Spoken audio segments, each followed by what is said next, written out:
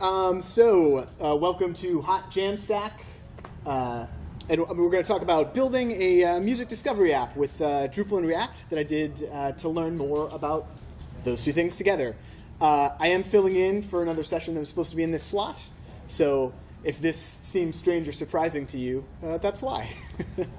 But hopefully we can have some fun. And the bit.ly link down at the bottom, bit.ly/hot-jams, links over to a repository that has these slides. It has the code base for this, probably some other goodies that I'm forgetting about. So I am Brian Perry. If you saw me speak earlier today, you've heard some of these similar things, but I am an interactive developer at HS2 Solutions. I live in the Chicago suburbs. I am a lover of all things component and component-driven, and Drupal and Pattern Lab, and increasingly in JavaScript frameworks like React. I also am a lover of all things Nintendo. And previously when I said that, someone came up and showed me all their Nintendo tattoos. So that guy wins. That guy definitely wins. And I'm on the internet in a bunch of places, Drupal.org, Twitter, all that stuff. Happy to continue the conversation there. And I work for a company, HS2 Solutions. We got a couple of offices in the Chicago area. Work with a great team of Drupalists. Drupal is one of a handful of things that we do. But I learned so much from my team, so I would say that if you are looking to do great Drupal work, we're often hiring. And if you're looking to have great Drupal work done, I'm sure there's people who'd like to get in touch with you. So what we're going to talk about today is a side project that I put together to learn more about Decoupled Drupal and React. So hopefully what my learnings there can be useful to you folks as well. But this is a lyric from American Dream by LCD Sound System, which is one of my favorite albums of last year. And the lyric is, "Luck is always better than skill at things." So this was definitely a situation where just kind of things came together, and I find that with side projects for learning, those are oftentimes the ones that are the most useful, where things kind of maybe unexpectedly click or you discover unexpected learnings. And this was definitely one of them. So this is a picture of me. I used to do comedy. This is me doing my solo improv musical show, The Miami Sound Machine. It's relevant for a couple of reasons, but especially here, it's great that I can do this with the microphone. I'm not going to pass that shot up, but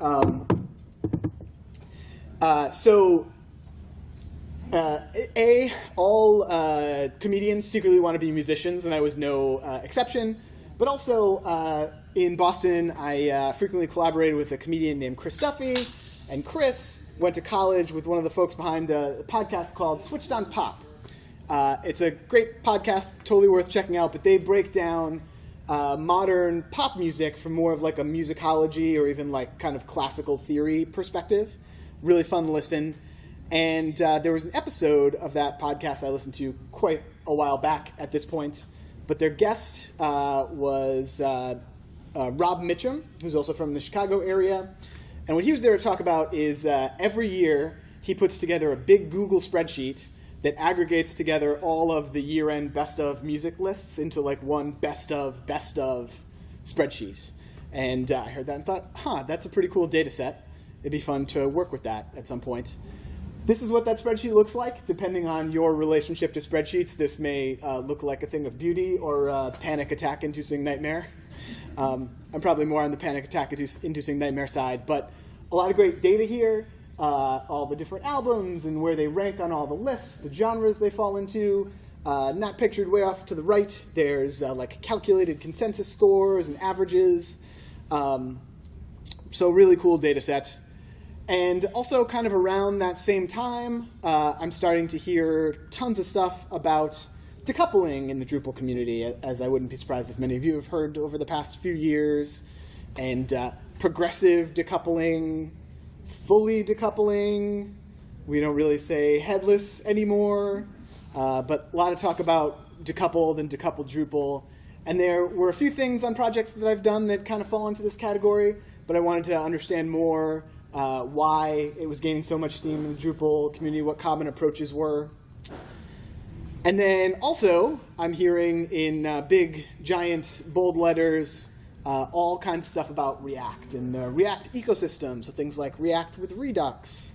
And I'm sure there are other great frameworks out there, but the noise around React is kind of incredible at this time, and I want to learn why people are talking about it so much, why people like it so much, and also why it seems to be gaining steam within the Drupal community as well. So I kind of had all these pieces of the puzzle that could be put together in an interesting way. I had a cool data set that I wanted to work with. I wanted to learn more about Decoupled Drupal and more about React. So it was a good opportunity to jam all this stuff together and make something cool. Hopefully cool, anyway. Also, speaking of jamming things together, I also realized that this kind of stack I was likely to be working with sounds a lot like this Jamstack concept that I'd started hearing things about. So apparently I'm also building a Jamstack application. So what is the Jamstack? What's that stand for? JavaScript, APIs, yes, the A in Jamstack stands for APIs, and markup.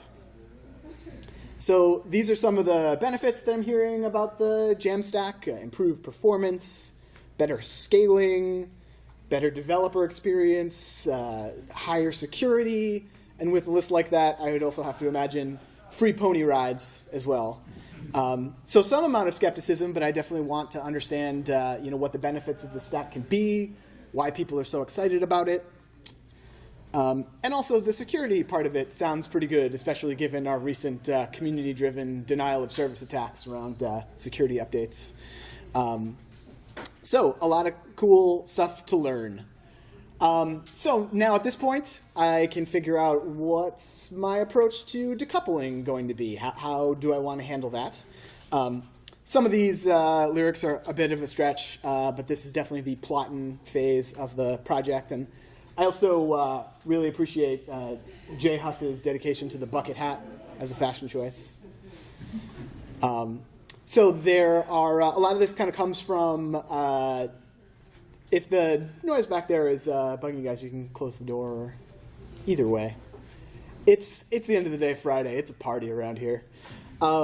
So a lot of this comes from Dries's how to decouple Drupal, how to decouple in 2018 posts.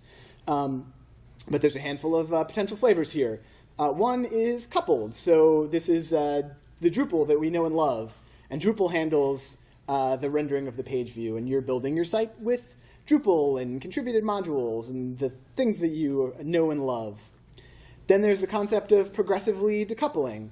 So it's Drupal, but with some of the JavaScript flavor sprinkled in.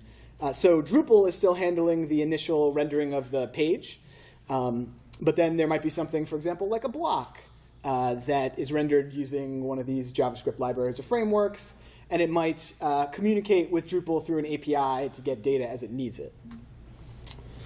And then there is fully decoupling. So here, the JavaScript framework of choice handles the rendering of the page, and then it will communicate with a Drupal API to get data, again, as it needs it. So I'll I have to kind of compress this talk down a little bit because of the time that we're supposed to hit, and also because it's the end of the day on Friday. But this is a little flowchart from the Dries's How to Decouple in 2018 post. The kind of big thing trying to get across with this is the whole idea that it's not necessarily really a black and white decision. And depending on where you land from traditional coupled Drupal through to fully decoupled, there are things that you may have taken for granted or are used to that are going to become your responsibility to implement. And also, depending on where your needs fall through, whether or not they're driven by editorial needs or the developer experience, might kind of influence where you land on this spectrum. But for me, it actually was somewhat black and white in that fully decoupled made the most sense for me in this project. I had limited editorial needs. The data from the spreadsheet was really kind of the secret sauce here, and I do want to be able to augment that data, and it's nice to be able to edit it in Drupal, but there's not a lot editorial I need to do. And I do intentionally want to learn more about React, so the idea of kind of going all in on that and getting rid of some of my Drupal security blanket sounded like a positive thing to me. So I know how I want to approach decoupling. So now we can talk about how I would actually stand that up on the Drupal end. And there, over the past year plus, there's been a lot of movement in the community regarding decoupled distributions. So this is a lyric from SZA's album Control. And either I'm mispronouncing her name or there was just no way for me to say SZA and sound cool. It's one of those two things, but it's probably. So what is if it's number one, what's the right? What? Okay, cool. Awesome. So the lyric, maybe I should pray a little harder or work a little smarter. So these distributions potentially can help you work a little smarter depending on what you're trying to do in your project. So at the time that I was taking this project on, these are what my options were. Reservoir, which is a distribution offered by Acquia that's API first. Since then, I think the focus on Reservoir has kind of slowed. They now offer headless lightning, which fills some of the same needs, and also would be attractive if you're familiar with the lightning distribution in general. There's Contenta, which is another API first distribution from the community, which has been gaining a lot of steam. And then it's also certainly possible to take the pieces of these distributions and still incorporate them into an existing project or roll your own Drupal 8 that's similar. So I'll go through this pretty quick, but just a look at some of the things that come along with these distributions. One is an API-focused admin UI. The top one is Contenta, so we see things like content models and API. And then below is Reservoir. And you'll see that it still has content models and API, but it's much more stripped down and streamlined. And I think that was kind of an intentional choice within the Reservoir project, that they really wanted to be able to provide a Drupal distribution that you can get up and running as quickly as possible to provide a Drupal-based API. Then there is automatic API documentation that's offered. So this is an example of that.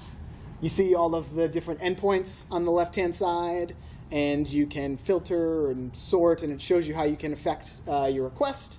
And then there's example responses. So having all this stuff automatically out of the box is really quite amazing from a documentation standpoint. And then there is the API itself, which is why we're doing this in the first place. They both use JSON API by default. So we get a nice response using the JSON API standard. Here we see a response for Kendrick Lamar's Damn, which is far and away the #1 critical consensus of last year. And so it kind of is a bit of a spectrum here. So going from kind of simple and streamlined to the concept of rolling your own, building your own and not using one of these distributions might make sense for a variety of reasons. If you're trying to layer this functionality into an existing project, or you have, especially custom or unique needs. But the distributions can definitely help quite a bit. I picked Reservoir at the time. I had really simple needs. It worked for me just right away out of the box without any configuration, basically composer install, and I had an API that I could hit. And I have used Contenta since and really enjoyed it. And it seems to have a lot of momentum in the community, so that's probably where I would start today. So let's talk about getting our data into our API now that we have Drupal stood up and an API that we can hit. How do we get the data from the spreadsheet there? And what if I told you, babe, it was all so easy? That's Kenny Loggins on Thundercat's song here. Quite an impressive guest. And it's a bit of an exaggeration, but as I wouldn't be surprised if some of you already know, what the Migrate API in Drupal 8 can offer can really help make some of this a lot easier to do. And then speaking of Thundercat, in the same song, he offers a nice spoken word interlude, and if we're going to be socializing and enjoying ourselves out at Texas camp, follow his advice to always hydrate. It's very important. If there's one thing you take away from this talk, let it be that, especially in Austin. I mean, very important. Speaking of that, here we go. Okay, so how do we get our data from this Google spreadsheet into our Drupal API? And I specifically want to not have to create a copy of the spreadsheet. I don't want to include it in the code base because I want to be able to get that data as frequently as I feel that I need it. In the month of December, the album data is going to change pretty frequently as the lists get published. So, as I alluded to, Drupal Migrate helps quite a bit here. I created a custom migrate module that also installs an album content type. And it pulls data directly from the Google spreadsheet using Migrate Plus's JSON migration. And it also augments the data with data from the Spotify API, so I can have some additional bells and whistles from that. There's a little bit of a hack that kind of makes this possible. So if you, in a Google spreadsheet, go File and Publish to the web, and then say that you're going to publish the entire document as a web page, and automatically republish it when changes are made, then you'll get a URL that you can hit as long as you know your document ID that gives you a JSON response with all of the data from that Google spreadsheet at that moment in time. So that was definitely pretty helpful. So let's look a little bit at the migration itself and how we get the data in here. So we give our migration an ID. So this lives in the AOTY migrate module config install. And we give it a label. And then we define a custom source plugin, which we'll look at in a second, but it's mostly to communicate with the Spotify API. And then we are going to fetch HTTP and parse JSON data. And then we provide a big, ugly Google spreadsheet URL. And then there's the item selector. So that is where in this JSON response we're going to start parsing out the items that we're migrating. So in this case, it's feed/entry. Whoops. And then we define our source fields. So give them a name and a label, and then a selector from that feed/entry point. Some of the naming is a little bit weird there, but once you get that down, it's pretty simple to map out this data. And then as far as where it's going, the destination, we're going to use a node plugin, and we're going to define that lands in the album content type, which we've defined particularly for this purpose. And then we map all of our source fields to fields on the album content type that we've defined.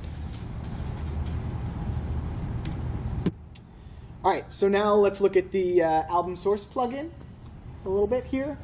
So that lives in AOTY migrate plugin migrate source. And again, it's mostly to interface with the Spotify API. We're using the Spotify web API for PHP, which worked pretty well for my needs.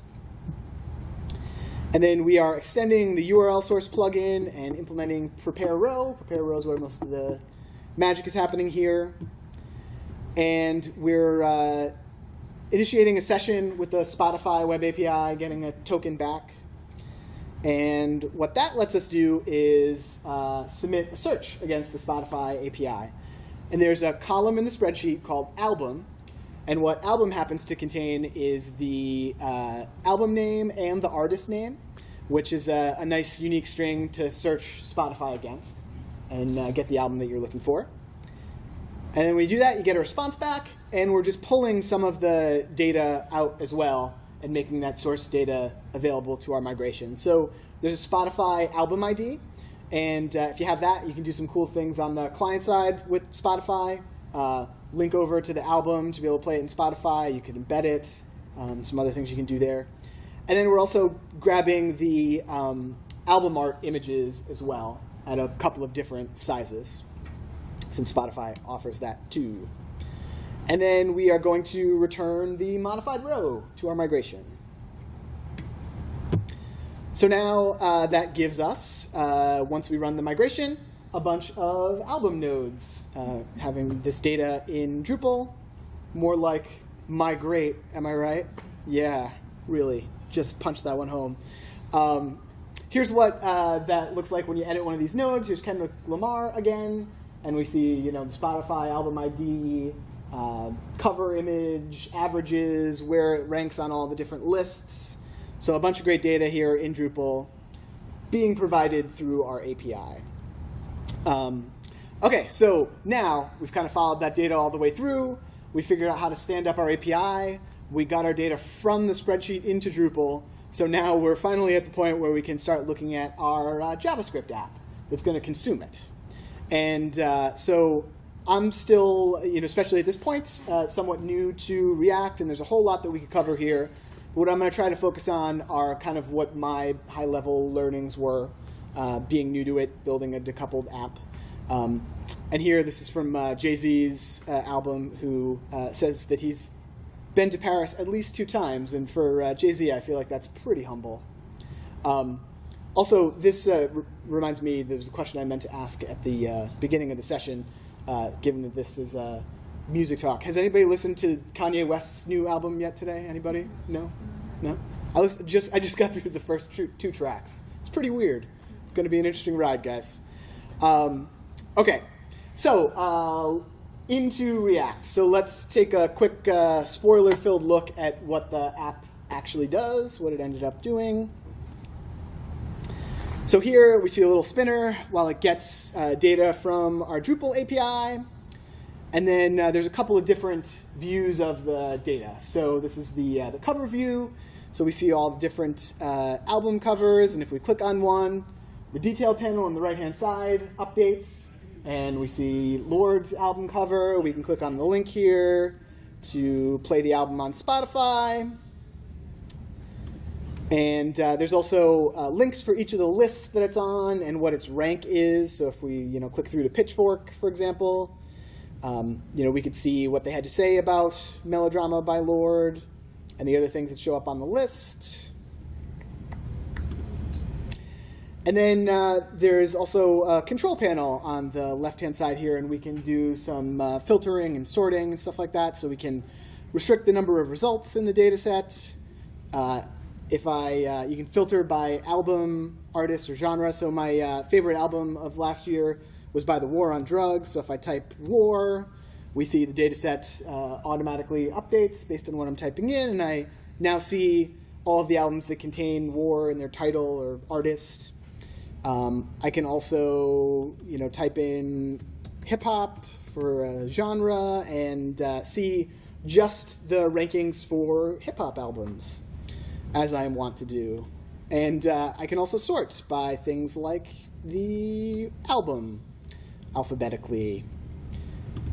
And go back to consensus score here. Also, there's a couple of other different views using the same data. So there's just a simple table view. Can still filter and sort based on it. The noteworthy thing about this for me is that when I first tried to take on this project, I think I tried to bite off a little more than I can chew on the React side of things, and I was like, I'm going to make a bar chart in React based on this data that I'm getting from the API. That was hard, and I eventually set it aside and came back to it later. And then when I instead just thought, okay, I'm just going to take the data from the spreadsheet and represent it in my app, kind of like the spreadsheet, and then start to layer on some of that interactivity and functionality. It really helped for me. So that's the thing I'll tell myself more in the future, just to start simple. And then also there is this list view, which is a heat map. So we've got all the lists in tiny font here on the top, and then all the top 50 albums, and you kind of see which ones are commonly placed on lists and how high on the list they rank. And it gets kind of interesting when you isolate it to a particular list. So if we look at Rolling Stone here, it gets resorted by Rolling Stone, and we see the top 50 for Rolling Stone, but then where the things how commonly the albums on Rolling Stone show up on these other lists. So Kendrick Lamar up at the top is on almost all the lists, ranking really close to the top of the list. But then something like U2's Songs of Experience here, we notice that It's number 3 on Rolling Stone's list and is not included on any other list in this data set, which I give Rolling Stone credit for just, following their hearts on that one. Cool. So that's the basics of what the app can do. And I think seeing it on its feet will help a little bit where we look at how some of these things were constructed. So, handful of places that we could start now. Probably the simplest one is, how do I create a React app? And there is a package called Create React App. And what Create React App does is it lets you quickly bootstrap a React app. And it also takes a lot of the configuration and hides it behind the scenes. So you don't have to mess with Webpack config. And when I first started looking at React, Create React App didn't exist. So I had to find a Webpack boilerplate or learn about Webpack to get to the point where I get to the fun, learning about React and seeing how React works into things. So it's really helpful that this exists. You can install it as a global package, and then after that, you can say create React app and give your project name, and then when you go, you're gonna get a lot of output back from npm. But if you change directories into your project directory, you'll see all the files that got bootstrapped. But also you can run npm start, and that is going to start up a little dev web server. And it also does hot module reloading, so when you make changes in your app, you'll see them automatically reflected in the browser, which is nice. And then you can also run npm run build, and that's going to create a production-ready bundle of your app. So you can deploy that. It's a bunch of static assets. You can deploy that pretty much anywhere. And then there be dragons ahead, but I talked about how it hides a lot of the configuration behind the scenes. There's the concept of ejecting Create React App, so you can run npm run eject. And what that does is it exposes all of the configuration, so you can bend it to your will. What I would say about this is don't feel bad about rolling with the default Create React App configuration as long as it makes sense for you and your project. For this project, I actually haven't had to eject, although I'm looking at trying to make more of this statically built, and I think I'll probably have to eject at that point. But then, ironically, this slide deck, to get it to do what I needed it to do, I had to eject and monkey around with Webpack a little bit for that. So, okay, so now we have a React app. Again, kind of following the data through. The next thing we might look at is how we can get data from our Drupal API into our JavaScript app so we can start rendering it. So a handful of different ways you could do this. You could use a library like Axios, which is similar to jQuery's Ajax methods. But I wanted to use the fetch API. So I created a little helper function here, get all album data, which takes in an endpoint and defines an array of albums. And then, so also this is probably a good point to mention this. Some of the JavaScript examples we're going to look at are going to use ES6 JavaScript syntax. Really don't have the time to go into details about the differences there. Hopefully it's generally understandable enough that it can still work for you. But if you see something that looks weird to your understanding of JavaScript, that's why. So fetch is going to give us back a promise, and acting on that promise, we can manipulate the data that we get back. So we're going to fetch the endpoint and then say then, and resolve that promise and get the JSON data out of that response. And then we are going to act on that data. So we're going to take the albums that we get back and add it to that albums array. And if there's a next page of results, we will recursively call get all album data with that next page of results. The JSON API, there's no way to get all of your data in one fell swoop, which in most cases probably makes sense anyway, because that's typically not a great idea. Just so happens that for this 1 year worth of data, getting everything up front performs reasonably. But for future years where I have multiple years of data or more complex filtering, that's probably not going to scale, so this will need to be adjusted. But so if there is not a next page of results, we just return all of our albums because we have all the data that we need. And just a little catch here to do some logging if something goes wrong. Certainly more that we could do there. So now we have our data in our app, and we can start building components in React to render them. So this is one simple example. This is the album component that we saw in the cover view. And so we have an example render method here. And the render method renders JSX. And JSX is a templating language used by React that uses HTML element-like syntax. So it can use custom components that we've defined, like this album component. But you can also use things like divs and H1s, H2s, images as well. And then there's props, or properties, that are passed in here. And that's data that the component can use and render. Props in a component are immutable, so the component can't actually change them. It's just kind of an outside influencer to the component. So we've got things like the artist and the title and the album ID and a cover image. And so we can even go ahead and just change that stuff. So we've got Kenny Loggins from before, and I found that changing damn to darn is really fun. So now it's Kenny Loggins as darn. And obviously, as you see here, like we saw when we were using the app, whenever a component's props change, React will re-render the component, or at least determine if it needs to re-render the component.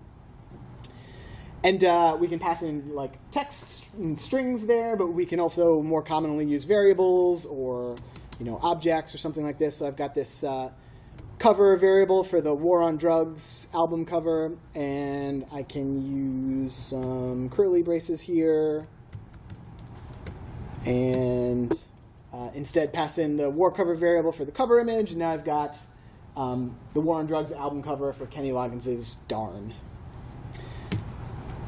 All right. So let's look at how the component itself gets defined. So this is our album.js, which lives in source/components in our React app. We're importing React and prop types. We'll look at prop types down towards the bottom. And we're extending the React component class. There's a handful of different ways and different conventions for defining components. Some that are simpler than this. They can be used if you have a purely functional component. But for example, I like this approach because it's kind of a catch-all. So we have to implement a render method. And that render method, we'll see in a second, is going to return JSX. But we have a little bit of logic here. So depending on if our component has a cover image or not, we're going to render out a slightly different version of the component that does or doesn't have a cover. But then we have JSX. So we have the album row, which is one of our custom components. But we also have things like an image tag and a div and H4s. And you'll also see references to some variables here. So like the this.props.title in the H4 down here is the album title. And that's one of the props that gets passed into our component. So we can reference those, and that lets us render out the things that get passed into our component. And also there's an onClick event here, and it's possible to also pass in functions as props that get called. But the album row that we see here, it's a slightly different variation of a custom component, which we'll get to in a second. But then there's prop types down at the bottom, and that's just a simple way that you can validate some of the props that get sent into your component. So, make sure that the title is required and it's actually a string. And then we're going to export the album so we can import it elsewhere. All right, so we talked about props, and there's also the concept of state in a React component. And state is more the component's like internal view or what it believes about itself to be true. It's variables that you can set in your component that you can then change and manipulate. So we've got this simple example here that's kind of like a stripped down version of the control panel. And I see a drop down here for like the sorting. So if I change that to average, I'll see here that the drop down updates and the value for the state updates. So here's a quick look at how state is defined. So if you want to define state, you need to have a constructor.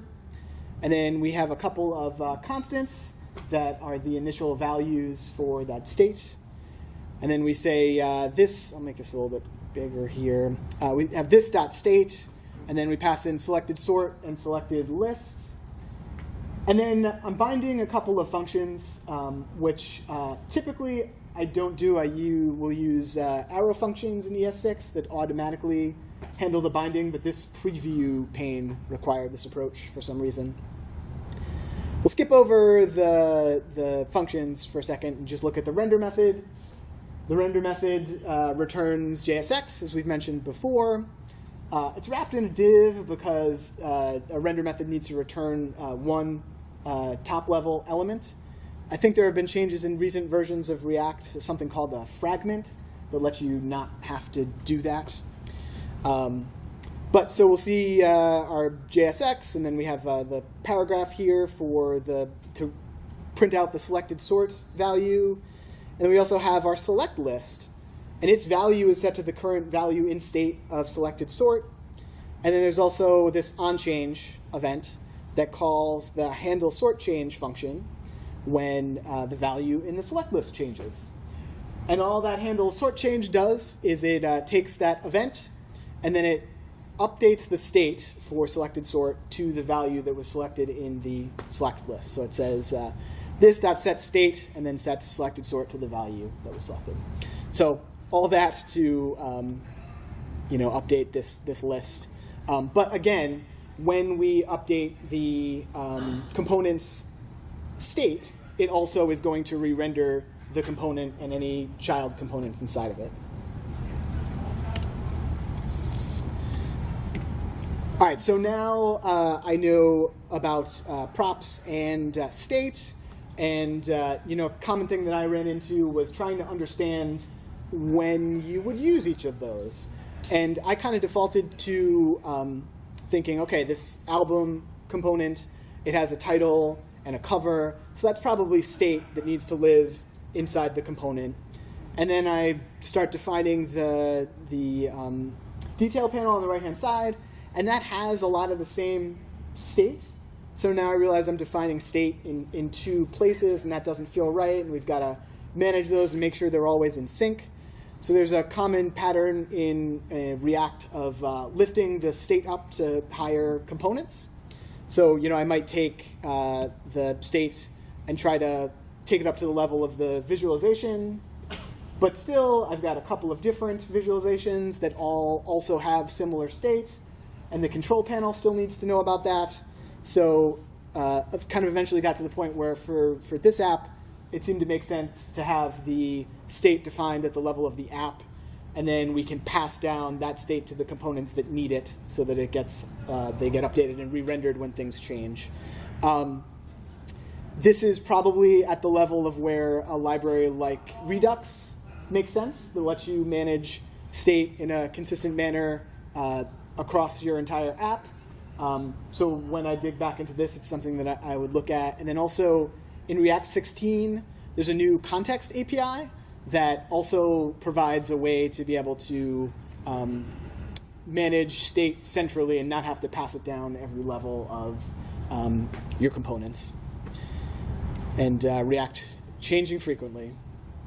So I'm actually, just for time, going to skip this one, but this is an example of what it actually looks like in practice, where the state is defined in the app and then passed down through to components. This will be in the slide deck if you want to take a look at how that actually works, or the code base is also there too. But with the time that we have, and not keeping us too long away from the after party, a couple other things I want to cover. One is CSS in JS, which lately has and for quite a while has been quite the hot button topic.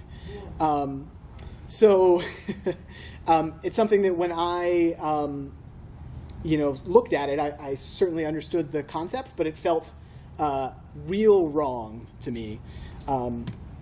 So let's talk about how we style this stuff. So you can definitely create a CSS file, like you're probably familiar with, and then import it into your component. So those styles are available. And then in your JSX, you can use the class name prop, not class, but class name, to add that class, and things will be styled the way that you expect. And that is totally fine. But I noticed, as I'm trying to learn all this stuff, that all the cool kids are writing their CSS and JS. So I wanted to understand why and how that works. So again, there's a handful of different approaches you can take to this.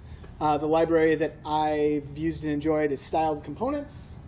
And so I'm importing styled and CSS from styled components here.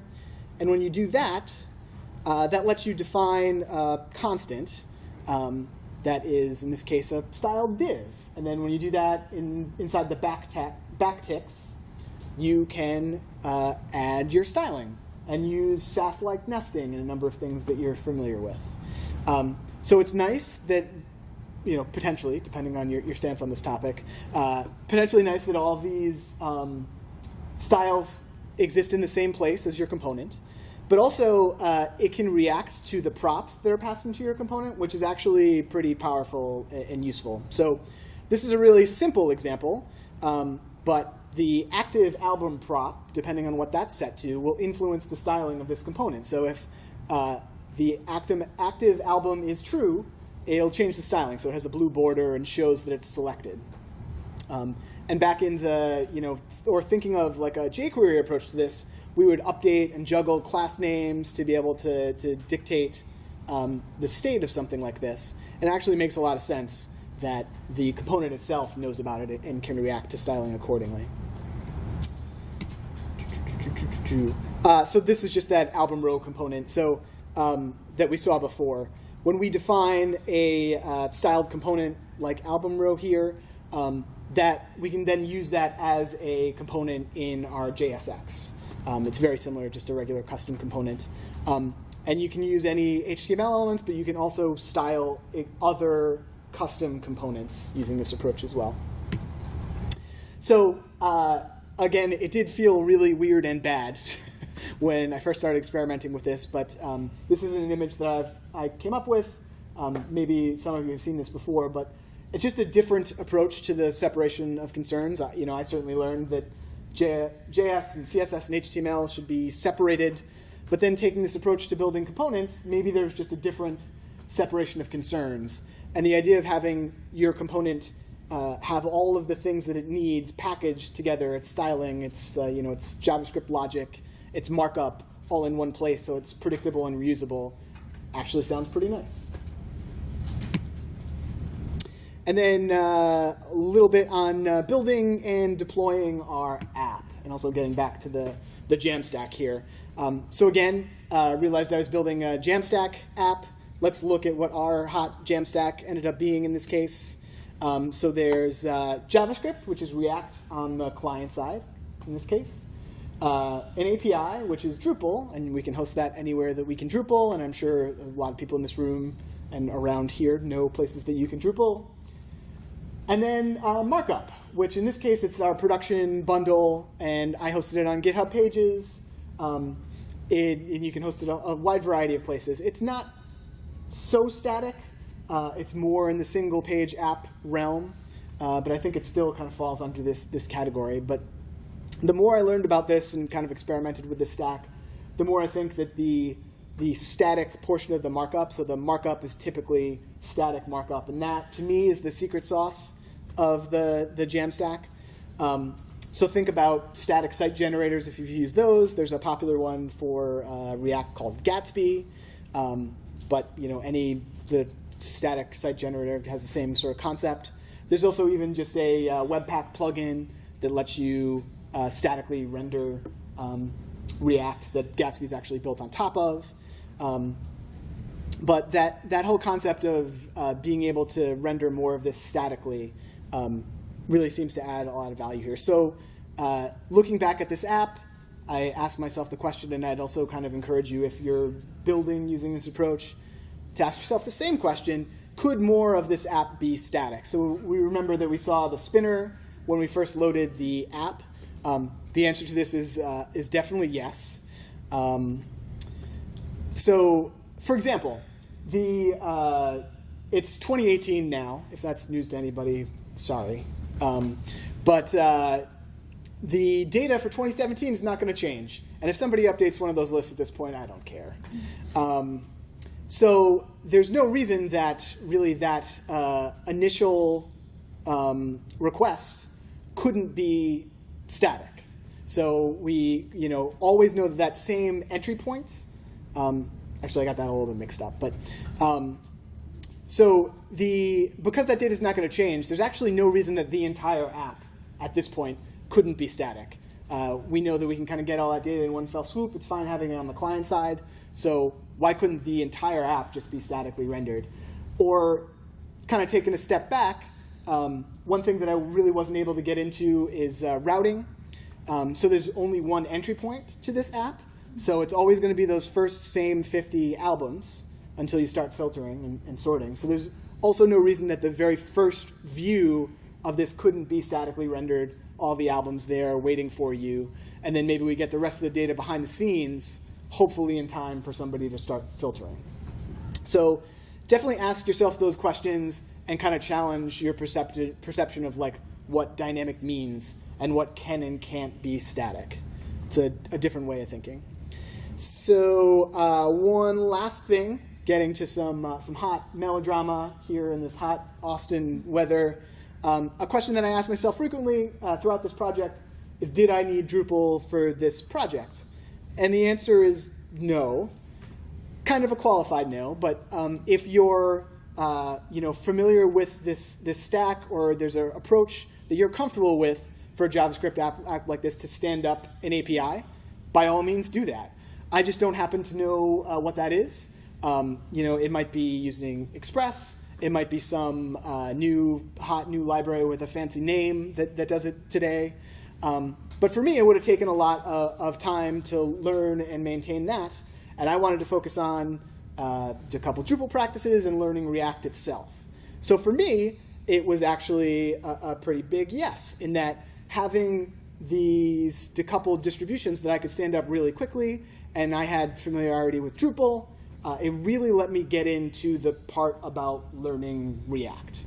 So for me, it was a big yes. And I'd also say that if you happen to be in the area where it's kind of a level playing field for you, you may not be super familiar with Drupal, but also don't really have a go-to approach to getting an API up and running, I do think it's certainly worth looking at, because you can get those decoupled distributions up really quickly.